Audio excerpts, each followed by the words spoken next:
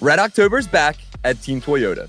And with our home team advantage, you'll score even more savings this season.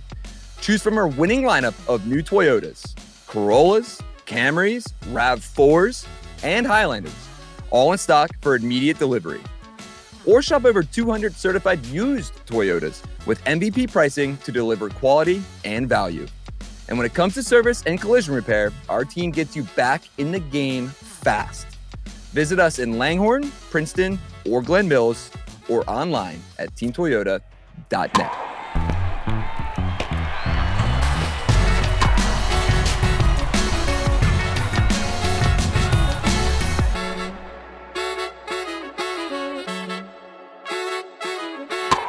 It's official. We have the matchup between the Phillies and the Los Angeles Dodgers in the National League Division Series. Fun time, Sean Kane. I think we kind of assumed that this was going to be the matchup, but now for the first time since 2009, we have a Dodgers-Phillies playoff matchup, and we have all your previews right here on the Phillies Talk podcast presented by Team Toyota. I am Spencer McKercher, digital video producer, co-host of the podcast, et cetera, et cetera. I'm joined by Sean Kane, who is the producer, not the host of Phillies pre- and post-game live. So we're getting there. Yeah. Kane, it's good to hear from you. Happy Thursday. Happy Thursday. We are about 48 hours away, a little more than 48 hours away from the Phillies getting set now to play the Dodgers in the NLDS. Just give me your initial thoughts and reactions to the Dodgers kind of dominating the Reds on the way to the NLDS. Yeah. The Dodgers offense and starting pitching was very good the last two games against Cincinnati. The bullpen was a little dicey at the end of both games, which kind of has been the case with them all year. That's the weak link with LA. But yeah, man, they're really good. You know, they're the defending champs. Everybody, was ready to give it to them again in the offseason when they added who they added to what, the core they already had. I think, in my opinion, whoever wins this NLDS series will be the clear-cut favorite to win the World Series. Now, obviously, there's some other really good teams left in the field, but I do think Phillies-Dodgers. It's a shame we're not getting in the NLCS where we get maybe 7 games of this. It's going to be a little shorter series, but yeah, they're the two best teams, in my opinion, not just the National League in baseball. Two best rosters, guys up and down the rosters who have been there, done that, played a lot of postseason baseball. So I think it's going to be great. I know there's so many storylines to get to, but overall, man, it's going to be a treat for fans. I think that's the bottom line. It's going to be an awesome series. It's going to be the best series. And I saw, some national writers, as soon as the Dodgers won at midnight on Wednesday night there, or I guess Thursday morning, they said that this should be, in a crazy world, this should be the World Series matchup. In my opinion, this is the two best teams in baseball going head to head. It's kind of a shame that one of them will be out in the NLDS and not really advance to the NLCS and or the World Series. But yeah, I think it's the two best teams in baseball right now. If you're a betting person, it is the two favorites to win the World Series facing off. I believe I saw plus 450 wherever you get your sports books, whatever. But just a fun, intriguing matchup. And like I said, I can't believe, and I know we kind of alluded to it on the last podcast, I just can't believe that it's the first time since 2009 that these two have faced each other in the playoffs. I mean, it's the two best rosters in baseball. They have been the two best rosters in baseball.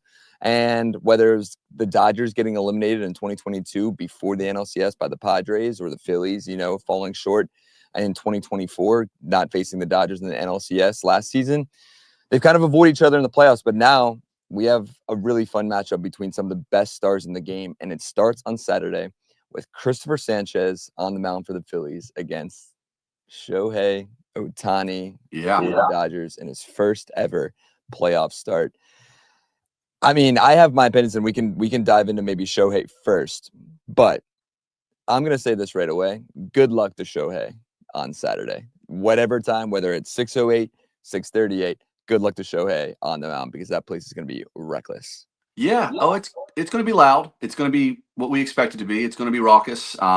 He was in Yankee Stadium last October, so similar atmosphere. But to your point, he wasn't pitching back last year, so he'll be on the mound. As you mentioned, first start in the postseason. I didn't dawn on me. Obviously, he was with the Angels his whole career, didn't go to the postseason. Then last year he didn't pitch. So first postseason start. Something tells me it's not going to phase him. I feel like he's kind of earned his chops already as a big game player, pitcher, hitter. But yeah, no, it's going to be a raucous environment, and if he gets into some trouble early, it could snowball. And I think the best thing with the Shohei angle is that they saw him a couple of weeks ago. Yep. They didn't do well off him, as we all know. He was pretty much lights out against them, but they got to look at him because they hadn't faced him before. So even if you're getting a look at him and he's punching you out, at least you have a little bit of memory bank now going into this series where, all right, this is what he throws. This is how his off-speed stuff, his breaking stuff kind of looks coming out of the hand. But yeah, he throws 100 and he's got nasty breaking stuff. And, I think you don't think about it like this because he hadn't pitched last year and he didn't pitch much until the last couple of months this year. When he's pitching like he's pitching now, I think he's Paul Skeens, Tarek Skubal. Like, I think he's top 5. Like, he's on the short list of the best pitchers. He's on the short list of the best hitters, him and Judge and whoever else you want to put up there. So, it's Shohei. It starts and ends with him. And because they just swept the Reds, in 2, he's going to be like Chris Sanchez. He'll be able to throw a couple times in this series. He'll go game 1. He could go game 4 on normal rest. So you're going to be seeing a lot of Shohei Ohtani, not only leading off, but on the mound too. It's so silly, dude. That is so silly. What do you think? I mean, we're not Dodgers insiders, but seeing what he did, I guess a month ago now, in LA, or I guess less than a month, I don't know. Whenever. Yeah, it was only a couple of weeks. It's like, it'll be by the time game 1 comes along, it's like 2.5, 3 weeks maybe. Yeah. I should start. It's October. Happy October to you, buddy. Yes, likewise. Red October. And we'll get to the fun intra-squad game here towards the end on Wednesday night. That was a great time over at the ballpark. But what's your sense? We only saw him go 5 innings, 5 hitless innings in those few weeks ago against the Phillies. What's Dave Roberts going to do, in your opinion? Do you think we're going to see Shohei Ohtani for 5 or 6, possibly 7 innings? Because I'll tell you this, and we can maybe lead into that. The thing that makes me more confident than anything that this Phillies team can beat this Dodgers team is that Dodgers bullpen stinks. Yeah. No, that's true. And I think Dave Roberts realizes that too when he looks at his roster. That's the weakness. You saw it last night with Yamamoto. I mean, what did he throw? 115 pitches last night? Like, I feel like the Dodgers all season are very careful with their pitchers. Now, obviously, they had some injuries. They had the Shohei circumstances, but they're just careful. They have so much pitching. They can spread these guys out. They can, they know they're going to make the postseason. And now I think Dave Roberts, combined with the bullpen questions, I think he cuts these guys loose. Like, I think Shohei's going to throw 100 pitches on Saturday. I don't know how many innings that equates to, but I don't think they're going to be, they've kind of built him up to this point. They've played it safe for good reason. But no, I think I don't think it's like a 5 and dive thing at all here, especially if he's pitching like he did against them in LA. I think you're going to see him for 100 pitches or so. And you got the rest. You got 3. If this series goes 5 games, you get 3 off days. So, you can bring them back whenever on normal rest if you want. You can give them some extra rest and maybe save them for a game 5. But I think they cut him loose. I think he throws 100 pitches in a perfect world for the Dodgers, and the Phillies just have to deal with it, and they're going to have to figure out a way to get some offense. You can't just, we're just going to let this guy shut us down and just wait for that bullpen, because chances are, as good as Chris Sanchez is, the Dodgers are going to score a couple runs. So, if you don't score any runs, there's a chance when you get to that Dodgers bullpen, you might be down 3 or 2-0, and then it's like, okay, now we got our backs against the wall. So Shohei's good. It's the postseason. You're going to see good pitching, and they're certainly seeing a good one right out of the gate. They're not easing into this with the pitching or with the opponent. No, they are not. And the thing, I stayed up to watch Dave Roberts, which I was going to save this kind of for the end of the podcast, but stayed up, watched some of the post-game stuff last night. I don't know if you saw it in the locker room after. So they're celebrating. They're getting nuts. Kershaw had his shirt off. Shohei was going crazy. Kike Hernandez also might have been naked. Who knows? But Dave Roberts gave his little speech, right? And I forget the words that he said. Something about you deserve and you have to earn the champagne. And then, I don't know if you saw the video, dude. He couldn't pop the bottle. Like, he is no Rob Thompson. Wow. No, I didn't see that. Everyone is spraying it, and the camera kind of slowly zooms out, and Dave is, just trying to twist it off, and he's just getting soaked in champagne. I think that was a good omen for the Phillies, I believe. Dave Roberts going to open the champagne. He should be used to it by now. You would think he's experienced. Did he ask Ben Rortvedt, how many more, Ben? How many more we got, buddy? Ben Rortvedt did not get asked any questions, at least to my knowledge. Gotcha. Speaking of Will Smith, I would assume is going to be ready for game 1. I know they've been saying he's kind of been on the fence here. I would think maybe a couple days might have him in the lineup game 1, but who knows? Yeah, it's an interesting. Their NLDS roster was kind of interesting. No Michael Conforto in that roster. Alex Call ended up getting the roster spot over Michael Conforto. I don't know what Dave is going to do. You're talking about the wild card roster. Yes, excuse me. Yeah. Yes, the wild card roster. Yeah. So no Conforto, who has basically been starting every day for them, at least to my knowledge. But yeah, he didn't make it. So it's going to be an interesting dynamic for Dave Roberts and the Dodgers here coming up. I don't know, man. I'd like the only thing. Well, so that's I'll go back to Dave Roberts real quick. So he obviously in the post game, he came to the podium and he was talking about just his team's chances, and he said that this is the best they've been playing baseball all season long. And I can sediment that. I mean, that Red series. Then again, like the Reds were never even down 8-0 or 6-0, whatever it was. They were never out of the game because this bullpen is awful. Mm-hmm. On Tuesday night, they threw 59 pitches in the 7th inning, I believe. Right. Hernandez didn't get a single out. Vesia only went a third of an inning, and then Jack something, Jack Sawyer, Jack something. I don't know. Okay. His name. Yeah. He came in and ended up having walked two runs came in, and he finished out the inning with just 2 2 or 2/3 of an inning. Mm-hmm. But I think that's the best way to get to this team. If you can somehow, because the Dodgers are going to be the Dodgers, we know what that lineup is. But if you can somehow keep it close and or have a lead, and as soon as you get that starter out, I have complete faith that this team can get to this bullpen, especially in a ruckus environment. Like my thought is these poor guys who have been struggling all season long, Tanner Scott included, some of these guys in that Dodgers bullpen, they come here and this place is a zoo and it's like a 1-0 game, a 2-0 game. Good luck to those fellas too. Yeah, no, for sure. Yeah, they have their issues. Trinan even has been shaky. And obviously, I think they're going to put some of their guys who have started in the bullpen in this series. So I know we saw last night Emmett Sheehan came out of the bullpen, didn't look particularly great either. But it is my guy. So yeah, no, they got a lot of pitching. But yeah, it's the bullpen is the Phillies' advantage in this series. The Dodgers too, like their offense, like we talk about Shohei, like Mookie Betts to me is like their catalyst, and he had 4 hits last night. I think he had 2 hits in game 1, and he had that season where he had the weird illness in the beginning of the year, lost a bunch of weight, and he just didn't have a Mookie Betts regular season, but now he looks like Mookie Betts, like just in time for the postseason. Freddie Freeman is Freddie Freeman. If Will Smith's coming back, Teoscar Hernandez, and then like I'm saying all these guys, of course they're great, but guys like you mentioned Kike Hernandez, like his OPS in the postseason is almost like 200 points higher than it is career in the regular season. Max Muncy, Pajes, like these guys, they're just Rojas, like just guys that are just thorns in your side, work good at bats. Like there's no breathers in that lineup. I don't think there's any breathers in the Phillies lineup either. You got Bryson Stott batting 9th. So no, I just think up and down, they're a handful to deal with for pitching staffs.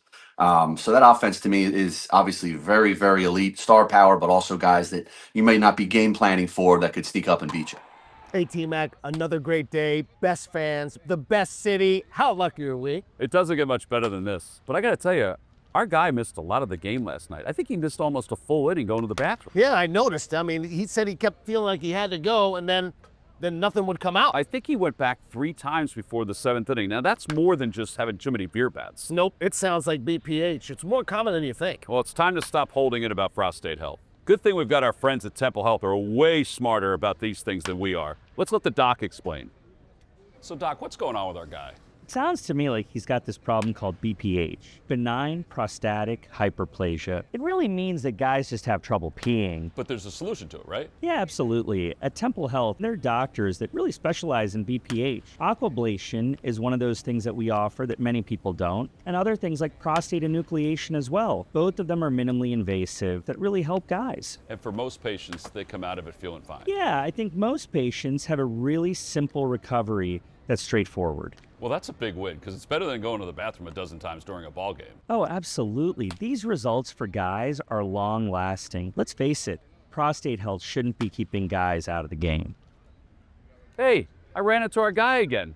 No more backroom sprints. He's back in the game. He told me it was like the most relief he's had in years, in more ways than one. I mean, he even stayed for extra innings. Aquablation therapy at Temple Health. Get back in the game. Visit templehealth.org. I don't know, man. I think it's going to be really a war, I believe, between these two teams because, yeah, on paper, I would like to think the Phillies have a slight advantage, but it's still the Dodgers. It's the defending World Series champions. Their pitchers are healthy now. Their lineup is healthy now. yeah, you mentioned Mookie. It's weird, dude. All these graphics, I saw some national graphics out on social media, and then, it has Bryce and Kyle and Sanchez, and then it has Shohei, Freddie Freeman, Teoscar Hernandez, who just had a monstrous wild card series for the Dodgers. He had 2 home runs on Tuesday, and then he finished the other night. He had a big hit last night. Yeah, exactly. But Mookie Betts isn't in any of these graphics. It's an interesting thought for, in my opinion, maybe the best player besides Shohei Ohtani a few years ago on that team. And now here we are where not his best season. I hope that kind of continues. I think this is just going to be a war, man. Like it concerns me because this is the team that Dodgers are the only team in the National League. And we've talked about this, that I think can just flat out beat you. Yeah. If you have your best stuff, if the Phillies have their best stuff and, they're scoring a bunch of runs, Christopher Sanchez, Jesus Luzardo, Ranger Suarez, possibly Aaron Nola, they do what they need to do. The lineup does what they need to do. The Dodgers could be just better. But this is the only team in the playoffs that I believe that can happen.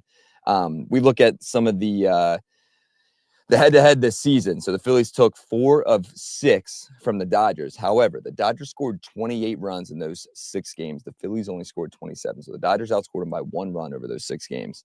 The Dodgers had 13 home runs, the Phillies 7 home runs, and team ERA, the Dodgers had a 4.25 ERA compared to the 4.67 ERA from the Phillies. It's as even as it can get, and it's that just goes to show how much fight and grit this Phillies team has, in my opinion. They, their ERA is worse. They've 6 less home runs. They scored 1 less run in this 6-game series over this entire season, and they still took 4 of 6 from this team. Yeah, no, and they've won, I believe, 5 straight series against the Dodgers dating back to 23. So, they match up well. They're certainly not intimidated. I think a lot of teams probably lose the Dodgers before the game even starts, looking across the way or looking at whoever's on the mound. Phillies aren't going to, they're going to stand up to these guys. They're going to go toe-to-toe. But you're right. The point you made, I think the Phillies could play a good series and lose to the Dodgers. I think if the Phillies play their A game against Milwaukee, San Diego, Chicago, they win the series. I think they could play their A game and lose in 5 games. Would anybody be shocked on Saturday night if Sanchez and Ohtani both pitch well and the Phillies lose 2-1 or 3-2? And then if Blake Snell pitches, and Yamamoto and obviously Suarez, and they could all pitch well and these games could be close, and they could just not go the Phillies' way. They're going to have to swing the bats. They're going to have to score some runs against the Dodgers starters. Certainly have to do better against the Dodgers starters than they did out in L.A. But no, I think it's going to be a great series. And I love the historical, 2 teams that you mentioned, they haven't really played each other in this era where they've both been really good in the 2020s here. But going back almost 50 years, to the Black Friday days in the late 70s, they had some great series in the NLCS. They played each other in '83 with Sarge Matthews and the guys, knocked off the Dodgers to play the Orioles in the World Series. And then there was a while there where the Phillies weren't really making the postseason. But then you mentioned off the top 08 and 09 in the NLCS back-to-back. Some great moments there. So it's really cool. They're 2, marquee franchises on separate coasts that have played each other in the last 50 years, a handful of times in the postseason, and every series has produced a memorable moment, various memorable moments. So it'll be interesting to see, what comes out of this series in terms of those signature moments. But history-wise, it's pretty cool that these 2 are playing. And, I just think it's going to be awesome and it's going to be fun. And no outcome would surprise me other than maybe somebody sweeping somebody. I don't think that's going to happen. I think it's going to go 4, probably 5 games. Not gonna lie, dude, they got me fired up. I'm ready to go. Jimmy Rollins, Chase Utley, Cole, and Ryan, all those guys, those battles with the Dodgers, they got them 2 years in a row, and all those dudes in the late 70s, the Black Friday guys, Larry Bowa, still to this day is bitter about that, as he should be. Mike Schmidt, Greg Luzinski, they don't like the Dodgers, man. We don't think of them as rivals, but there's a lot of pent up dislike. I think probably some mutual respect, but it's a pretty cool rivalry that gets reignited every once in a while in the postseason. It is, man, and like you said, this isn't. It's the 2 best teams in baseball. That's what it is. It's the 2 best teams in baseball, straight up, and they're going at it for the National League Division Series. I want to get to the intra-squad game really fast because I have some thoughts on that. But since we're kind of rolling, do you want to get predictions a while? Sure. Me Why first? Not? Sure. Yeah, I got I'll go Phillies in 5 at home. I think Phillies in 5. I think they're going to split in Philly. I think they're going to split in LA. It's going to come back. Now, however they want to line up their pitching, whether, I don't know if Ranger's going to get game 2. Does that mean he gets game 5 or Luzardo? But, all hands on deck type of thing, game 5. and I think the Phillies figure out a way at home, but it's going to be a great series. Yeah. If you had to say, what's your X factor that can give the Phillies a win in 5 games? I'll say Bryce Harper. Yeah, I baby. think Bryce has a quiet regular season. Everybody's talking about Ohtani. Everybody's talking about Mookie Betts in the big series and Freddie Freeman. I think on the Phillies side, Kyle Schwarber, Trey Turner, MVP caliber season. So believe it or not, which has never really happened during his career, I think Bryce is kind of an afterthought right now. It is. Dude, it's And I crazy. think he steps up, and I think he delivers some really big hits. So yeah, I'm saying Bryce leads the way. Game 5, couple of big hits. So yeah, he's my X factor. But the whole offense, to me, like, they got to score runs. I know, like, the bullpen is the bullpen for the Dodgers, but they're going to have to do some damage early in games, and that's been a weakness of the Phillies. Period. Like, they never get started early. Like, I feel like the first, second, third inning, they're always feeling out, and then it's kind of like, okay, you get some offense later in the game. Like, they got to get started early. They can't let these Dodgers starters get in a groove. Early offense, games 1 and 2, get the crowd involved. But the offense and Bryce Harper, to me, is the X factor. Yep. Oh, I love it. I love it, dude. You got me going. I am going to say Phillies in 4. Oh, okay. Phillies in 4. I think the biggest X factor, I think, in my opinion, will actually be the Phillies bullpen. You, me, and Ricky Batalico kind of started chatting about it yesterday in the office on Wednesday. I believe that is really going to be the difference, because Ricky asked me, am I more confident in the bullpen this season going into the playoffs or last season going into the playoffs? His answer was last season. My answer is this season. Yeah, so Ryan Kirkering hasn't looked great, but he's kind of starting to get it back together. Matt Strahm has been kind of shaky all season long. Then you have Duran, who hasn't really been, we've alluded to that on this podcast a few times, he hasn't been Duran that we first saw. It's been shaky. Some blown games, some hard hit balls, whatever it may be. And then David Robertson really, really is the big one. He's pitched in so many big games over his career. He pitched in big games in 2022, heading to the World Series for the Philadelphia Phillies. But he has struggled to kind of end the season. This bullpen, compared to the Dodgers bullpen, is 10 times better than it.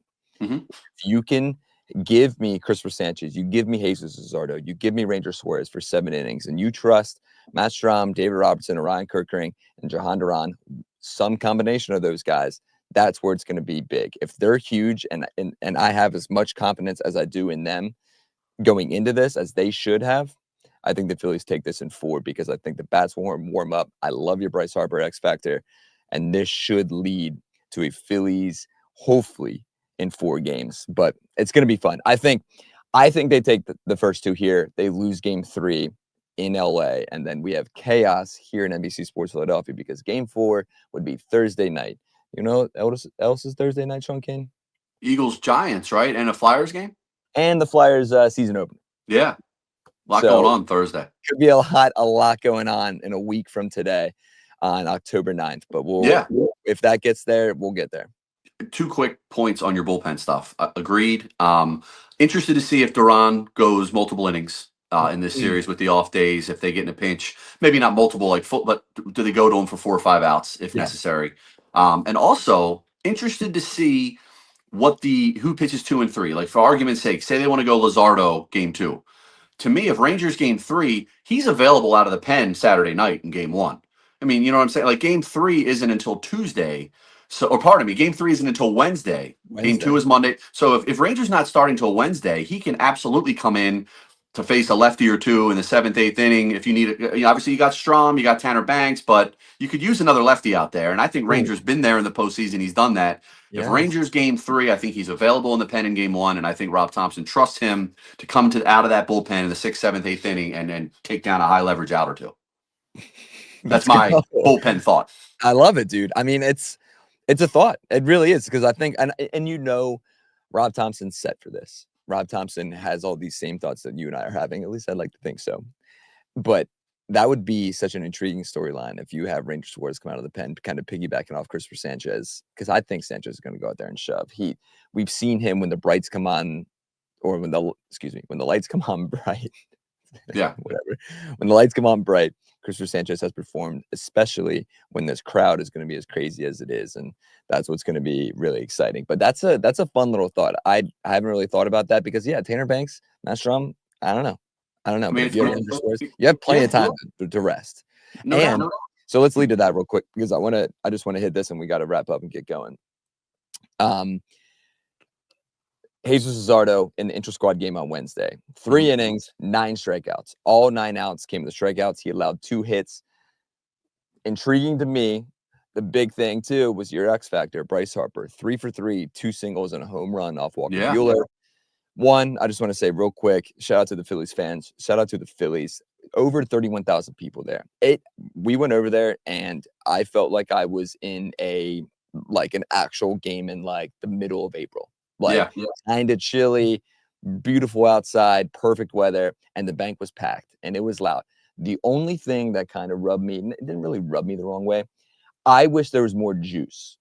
I needed more, like the guys were having fun. Like JT gets a base hit off Duran up the middle in the 7th inning, which was technically the 9th inning. And Duran kind of literally stood on the mound like this and just stared at JT with his hands out.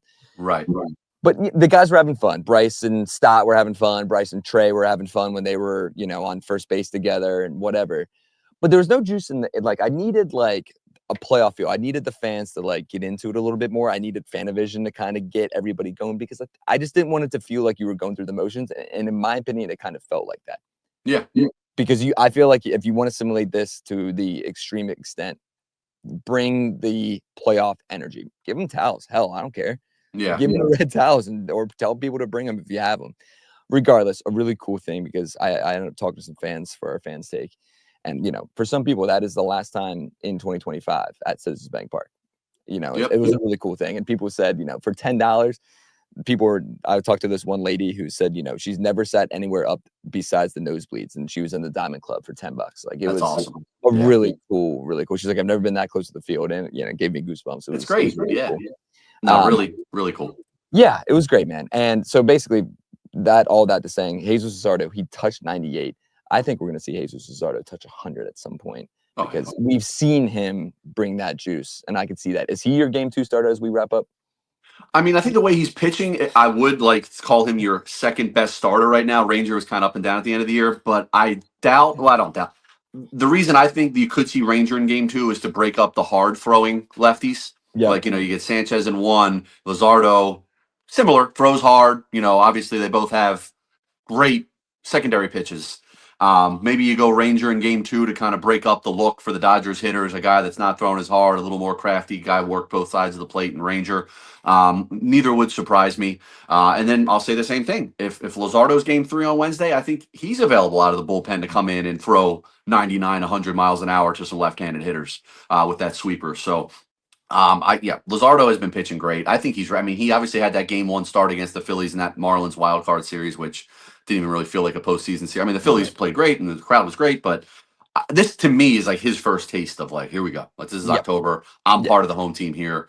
This is going to, I would not shock me to come see him pitch great all postseason, not just this series. He pitched great against the Dodgers back in April. He did pitch in that September series out there. Pitched okay. Shohei got him on a late home run. But it wasn't, his A+ stuff. But no, I think I'm with you. I think Luzardo is amping up for this. I think he's gearing up for this. What you saw last night was great. He's going to be ready to go, and they're going to need him, and we'll see how it all unfolds. But wouldn't shock me to see them go Ranger 2, Luzardo 3 to break up the hard throwing lefties and give them a different look in between with Ranger, who the velocity isn't quite what the other guys are. I like that idea. And yeah, like you said, if that can happen, then maybe Jesus Luzardo comes out of the pen on Saturday night. Yep. Either way, it's here. The Phillies have the NLDS said there's 3 games on Thursday for the first time, or it's either the first or second time ever in the wild card era that there's 3 winner go home game 3s on Thursday. A lot of fun. The MLB playoffs have been great. All these games have been a great time. The Yankees Red Sox series, a lot of fun. But now we shift our focus to the Phillies-Dodgers National League Division Series. I know some people listening to this podcast are going to be there on Saturday. Be there, show up, be loud, be your normal selves in a playoff form, and make Red October the craziness and all that stuff that we are accustomed to. So, and if you're not going to the game and you're watching this and you're wondering, will you have we don't have the games on our air like we do in the regular season, but we absolutely will have pregame and postgame, just like we have throughout the postseason the last 4 years. Pregame hour, every game, 60 minutes before first pitch, we're on the air. So they're either going to play at 6:08 or 6:38. So we'll either be on the air at 5 or 5:30. The whole crew will be involved throughout the postseason. Michael, Ricky, Ben, Ruben. We're going to have Tom McCarthy join us in the ballpark. John Clark, Bob Cooney. So a cast of thousands. special treat to Jimmy Rollins is the voice of our open to our Game 1 pregame show. So Jimmy Tuesday. voiced a little Dodgers Phillies centric postseason track for us. So we'll have you ready to go for Game 1 an hour before first pitch. Tune in. Tune in, NBC Sports Philadelphia. I know you guys will. Sean does such a great job. That show is going to be electric, but it's not just for Game 1. It's the entire playoffs. We will have Every game. And Yes, ready for the Phillies and after every game as well with Ricky Bowe, Michael Barkan, Ruben, Ben Davis, all the guys will be ready to rock. So if you're coming out, obviously this pod won't be another just a little plug from me now. If you're coming out, you're probably listening to this live Q&A at CTC here in about an hour. Got to get going. Looking forward to that. But I don't know if you hear this before then. Come say hi. If not, hey, how's it going?